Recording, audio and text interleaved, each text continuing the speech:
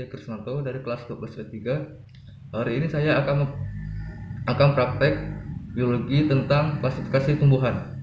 Saya akan mengambil klasifikasi tumbuhan bunga mawar. Bunga mawar memiliki kingdom, yaitu plantae, divisi spermatophyta, subdivisi Angiospermae, kelas Dicotyledonae, ordo Rosales, famili Rosaceae, genus Rosa,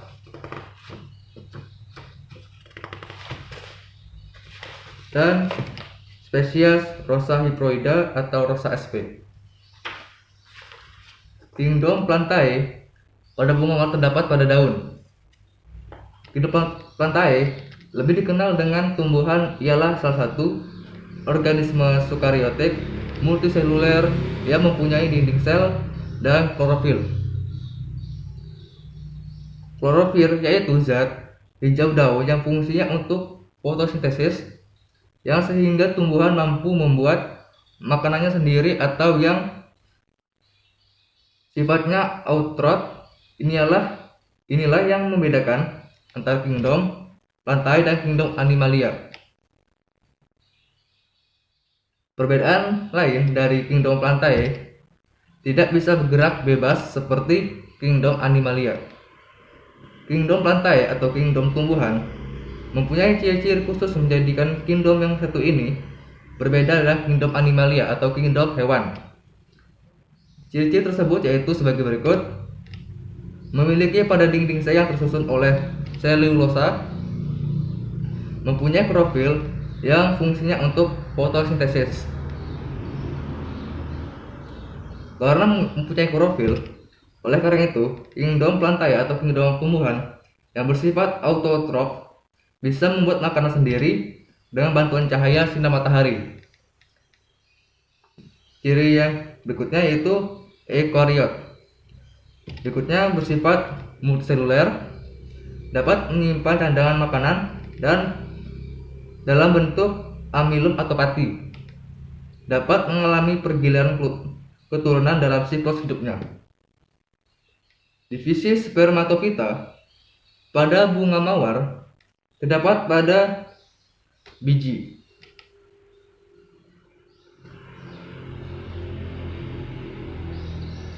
Divisi spermatophyta adalah kelompok tumbuhan yang memiliki ciri khas biji sebagai bagian yang berasal dari bakal biji. Dalam terkandung calon individu baru yaitu lembaga. Lembaga sendiri akan berbuah setelah terjadi penyerbukan atau persarian yang kemudian diikuti oleh pembuahan. Tumbuhan berbiji juga merupakan heterospora, membentuk struktur megasporangia dan mikrosporangia yang berkumpul pada suatu sumbu pendek. Misalnya struktur seperti konus atau strobilus pada konifer dari bunga pada tumbuhan berbunga. Seperti halnya tumbuhan lain, spora pada tumbuhan berbiji dihasilkan melalui meiosis dalam sporangia. Akan tetapi, pada tumbuhan berbiji, megaspora tidak dilepaskan melainkan dipertahankan. Megasporangia mendukung perkembangan gametofit betina dan menyediakan makanan serta air. Gametofit betina akan tetap berada dalam sporangium, menjadi matang dan memelihara generasi sporofit berikutnya setelah terjadi pembuahan. Pada mikrosporangium, produk meiosis adalah berupa mikrospora. Mikrospora yang mencapai sporofit akan berkecambah, membentuk serbuk sari yang tumbuh menuju ke arah bakal biji untuk membuah gametofit betina. Pada tumbuhan berbiji, istilah mikrospora merupakan serbuk sari. Mikrosporangium merupakan kantung serbuk sari dan mikrosporofit merupakan benang sari. Istilah megaspora sendiri berarti kandungan lembaga atau kandungan embrio. Megasporangium sebagai bakal biji dan megasporofit sebagai daun buah Carpella. Lanjut.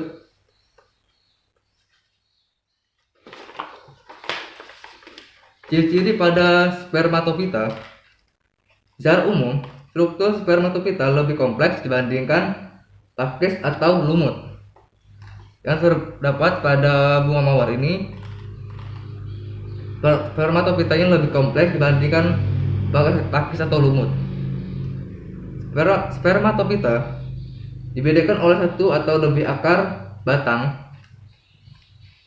tunggal atau berkecambah di sisi-sisi daun dalam banyak kasus bunga dan buah. Spermatofita mengandung jaringan pembulut angkut yang disebut xilem dan phloem. Jika xilem terakumulasi dalam jumlah besar, hasilnya dikenal sebagai kayu. Yang khas pada pohonnya semak peridermis adalah lapisan yang menutupi phloem sekunder dan terdiri dari sel-sel yang terintegrasi di bawah lapisan luar tanaman. Peridermis bersama dengan phloem membentuk korteks. Benih spermatofita sendiri terdiri dari 3 lapisan dasar, yaitu embrio yang muncul sebagai akibat dari penyatuan serbuk sari dan ovula yang sesuai dengan sporofit muda. Jaringan bergizi yang menyediakan makanan bagi embrio melalui daun yang disebut komedon, yang disebut dengan kotiledon. Dan penutup, saat mendeteksi kondisi air dan cahaya yang memadai, jaringan ini dapat memicu perkecambahan tanaman. Serbuk sari spermatofita disebarkan oleh angin atau banyak binatang yang memfasilitasi perbanyakan tanaman dan keanekaragaman genetiknya. Ciri lain dari spermatofita adalah pertama, bentuk dan ukuran tumbuhnya. Tumbuhnya tergolong Sormatofita karena dapat dibedakan dengan jelas bagian-bagian tubuh yang meliputi akar, batang, dan daun. Kedua, bentuk sporofit tumbuhan berbiji memiliki akar, batang, dan daun. Akar dapat berbentuk serabut atau tunggang. Batang ada yang berkambium, ada pula yang tidak berkambium. Daun memiliki bentuk dan ukuran bervariasi. Tulang daun berbentuk lurus, menyirip, dan menjari. Ciri ketiga, tumbuhan berbiji memiliki pembuahan angkut baik xilem maupun phloem pada akar, batang, maupun daun. Ciri keempat, spermatofita memiliki alat perkembangan biakan generatif berupa strobilus atau bunga. Strobilus dimiliki oleh Gymnospermae atau tumbuhan berbiji terbuka, sedangkan bunga dimiliki oleh Angiospermae atau tumbuhan berbiji tertutup. Ciri yang kelima, berdasarkan letak bakal biji, tumbuhan berbiji spermatofita dikelompokkan lagi menjadi 2 divisi, yaitu Gymnospermae atau Pinospita, tumbuhan berbiji terbuka. Kelompok tumbuhan yang bakal biji yang tidak terlindungi oleh daun buah atau karpel, atau bijinya berada pada bilah-bilah strobilus berbentuk sisik, dan Angiospermae atau Magnoliophyta atau tumbuhan berbiji tertutup adalah kelompok tumbuhannya bakal bijinya terlindungi oleh daun buah. Daun buah merupakan ovarium megasporofil yang sudah matang dan dindingnya menebal dan berdaging. Lanjut, ciri yang keenam, tumbuhan berbiji memiliki generasi sporofit lebih kompleks dibandingkan dengan lumut dan paku.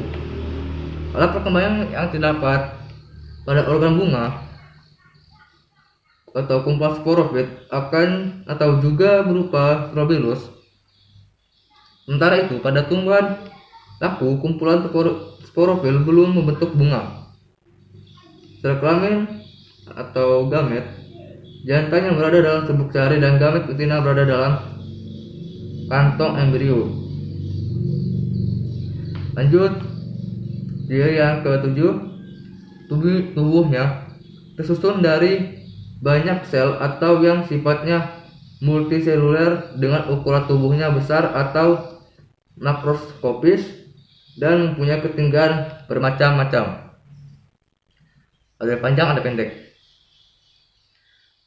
Ciri yang kedelapan, tumbuhan berbiji mempunyai jaringan pembuluh yang bervariasi dan terdiri dari floem yang fungsinya untuk membawa bahan makanan yang berasal dari daun ke seluruh tubuh tanaman, serta xilem yang fungsi sebagai pengangkut air dan mineral dari tanah.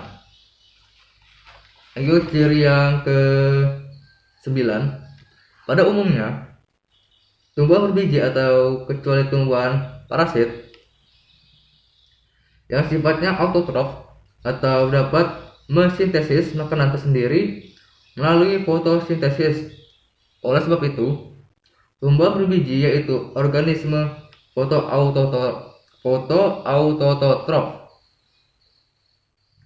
Lanjut, ciri yang ke-10, sebagian besar tumbuhan berbiji memiliki habitat di darat seperti mangga, rambutan, dan jambu.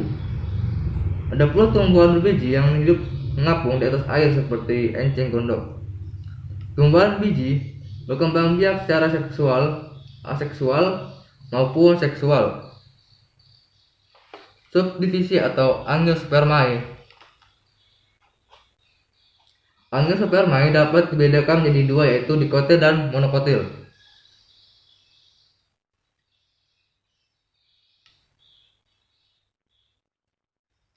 Dikotil adalah tumbuhan yang memiliki biji terbelah, sedangkan monokotil adalah tumbuhan yang memiliki biji tunggal.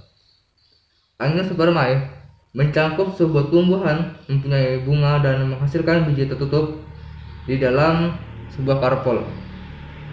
Karpel ialah daun yang dimodifikasi membungkus benih, kemudian dapat berkembang menjadi buah.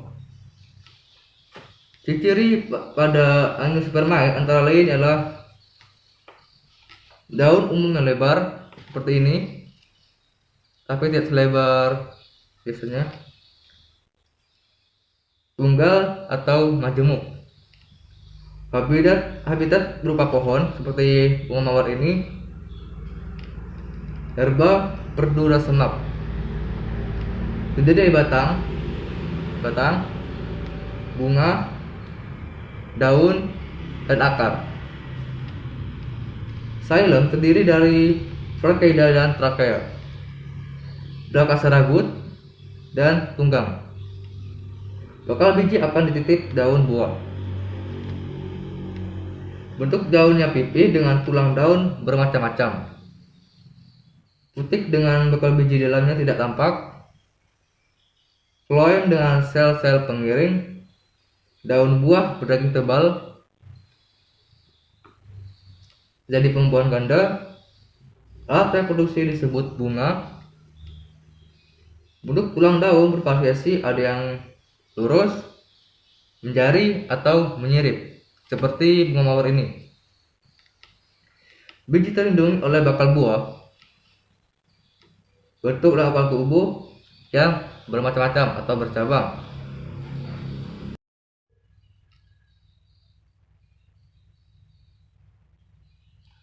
Reproduksi secara generatif dan vegetatif. Bunga mempunyai kelopak, mahkota, benang sal dan putih seperti bunga mawar ini. Batangnya ada yang mempunyai kambium dan ada juga yang tidak berkambium. Pembuahnya waktu singkat. Batang bercabang juga tidak bercabang. Mempunyai pembuluh xilem. Bunga tersusun dari sporofil dan bagian-bagiannya. Kelas pada bunga mawar yaitu Dicotyledonea. Tumbuhan dikotil ada tumbuhan yang memiliki biji berkeping dua, yang memiliki ciri khas yang sama, memiliki sepasang daun lembaga atau kotiledon. Tumbuhan dikotil memiliki sepasang daun lembaga yang sudah berbentuk sejak dalam tahap biji. Tumbuhan dikotil memiliki ciri-ciri khusus berikut, yaitu cirinya adalah bentuk akar tunggang, pola tulang daun dalam bentuk sumsumnya menyirip atau menjari, tidak memiliki tuduk akar, jumlah kupingnya bijinya 2, pada akar dan batang terdapat kambium dan dapat tumbuh serta berkembang menjadi besar. Batangnya bercabang-cabang, jumlah kelopak bunganya 2, 4, 5 atau kelipatannya. Seperti halnya bunga mawar ini yang melebihi atau berkelipatan dari 2, 4, 5 itu. Pembuluh pengangkutnya teratur dalam lingkaran cincin. Ordo pada bunga mawar ini adalah Rosales. Ordo Rosales termasuk dalam subclasse Dialipatalae. Cirinya adalah merupakan tumbuhan ternak atau semak atau pohon dengan daun-daun tunggal atau majemuk yang duduknya tersebar atau berhadapan, ya seperti bunga mawar lah.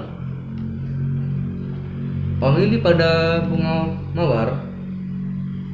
mawar putih ini ada Rosaceae. Suku mawar-mawaran atau Rosaceae adalah sebuah keluarga tumbuhan yang besar, terdiri dari 3.000 sampai 4.000 spesies di dalam 100 sampai 120 marga. Mawar termasuk di dalam suku ini. Demikian pula seperti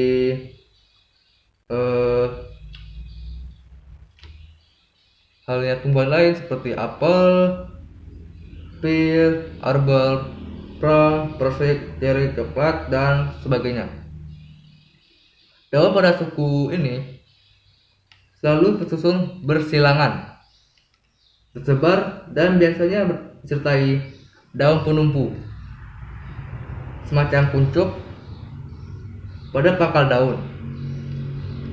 Bunganya selalu berkelamin ganda, pelaturan, dan berbilang 5 serta bersih banyak benang, sari serta putik.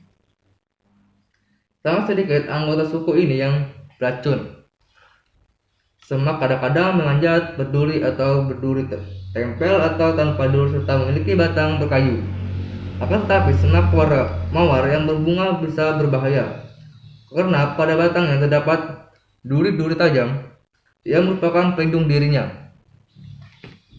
Ciri-ciri pada famili Rosaceae atau suku mawar-mawaran adalah yang pertama, daun tunggal atau majemuk tersebar, bunga selalu berkelamin ganda, beraturan atau berbilang 5, dan berisi banyak benang sari serta putik. Genus pada bunga mawar ini adalah Rosa. Mawar adalah suatu jenis tanaman semak dari genus Rosa sekaligus nama bunga yang dihasilkan tanaman ini. Mawar liar ini terdiri dari 100 spesies lebih. Kebanyakan tumbuh di belahan bumi utara yang berudara sejuk. Spesies mawar umumnya merupakan tanaman semak yang berduri yang terdapat pada batang bunga mawar ini. Ada duri-durinya, atau tanaman yang memanjat yang tingginya bisa mencapai 2 sampai 5 meter. Walaupun jarang ditemui, tinggi tanaman mawar yang merambat di tanaman lain bisa mencapai 20 meter. Sebagian besar spesies mempunyai daunnya panjangnya antara 5 sampai 15 cm dengan dua berlawanan atau pinnatae. Daun majemuk yang tiap tangkai daun terdiri dari paling sedikit 3 atau 5 hingga 9 atau 13 anak daun dan daun penumpu stipula. Berbentuk lonjong, pertulangan menyirip, tepi-tepi bergerigit, meruncing pada ujung daun, dan berduri pada batang yang dekat dengan tanah. Yang seperti bunga mawar ini yang saya bawakan ini. Mawar sebetulnya bukan tanaman tropis. Bagian besar spesies merontokkan seluruh daunnya dan hanya beberapa spesies yang ada di Asia Tenggara yang selalu berdaun hijau panjang tahun. Bunganya terdiri dari 5 helai daun.